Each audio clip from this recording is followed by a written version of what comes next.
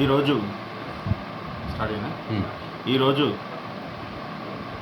సుమారు 5 గంటల ప్రాంతంలో సంతోష్ నగర్ వాటర్ ట్యాంక్ వెనకాల ఎలక్ట్రికల్ ఆఫీస్ దగ్గరలో 2 తలల పాము రోడ్డు మీద నుంచి వెళ్తుండగా పబ్లిక్ చూసి మాకు ఇన్ఫామ్ చేయడం జరిగింది.